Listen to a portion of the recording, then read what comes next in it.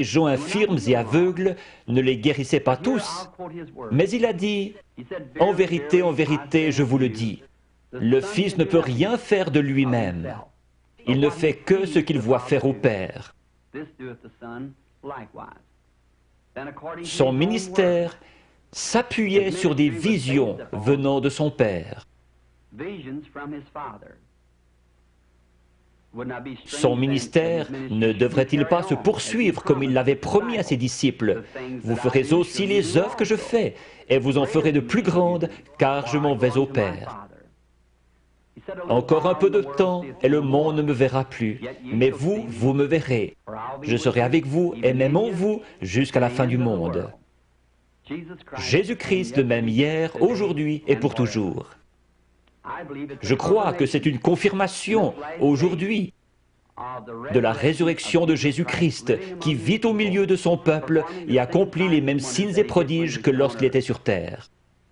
Lorsque j'avais 7 ans, nous sommes partis du Kentucky pour l'Indiana, tout près de mon domicile actuel. Nous allions chercher l'eau à un puits, situé un pâté de maisons plus loin. Un certain après-midi de septembre, alors que je passais près d'un gros peuplier planté à mi-chemin entre le puits et notre maison, j'ai remarqué un tourbillon dans l'arbre. Cela n'avait rien d'anormal à cet endroit en septembre.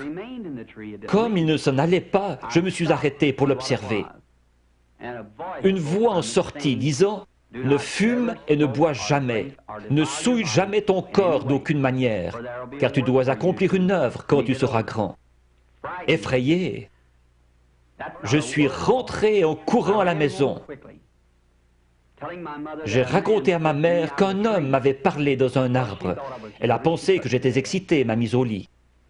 Les visions ont commencé à ce moment-là. Quand cela vient sur moi, cela produit une vision. Je peux dire aux gens ce qui ne va pas avec eux, leur péché et ce qu'ils doivent faire. À 37 ans, une nuit, alors que je priais, j'ai remarqué une lumière sur le sol. Elle provenait de la colonne de feu située juste au-dessus. J'ai entendu quelqu'un marcher et un homme pesant environ 90 kilos a traversé la chambre et est venu dans cette lumière. Il était nu-pied, son teint était basané et ses cheveux noirs tombaient sur ses épaules. J'ai eu peur. Il m'a dit, « Ne crains rien ». J'ai reconnu alors que c'était la même voix que celle qui m'avait toujours parlé.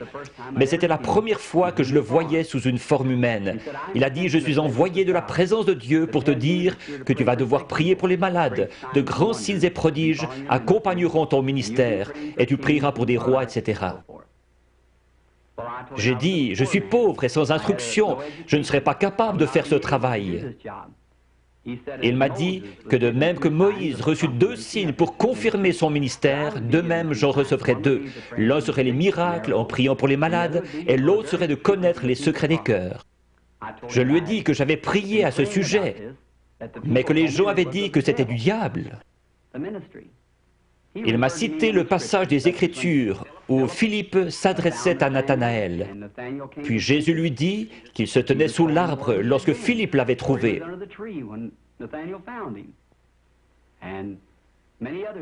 Il y avait la femme au puits, à qui Jésus avait dit qu'elle avait eu 5 maris. Elle courut à la ville, déclarant « Celui-ci est le Christ ». Et beaucoup d'autres passages encore. Je lui ai dit alors que j'irais. Il m'a assuré qu'il serait toujours avec moi. Vous, frère Cobb, et le monde aussi connaissez les grandes choses qui se produisent dans le ministère. Nous ne demandons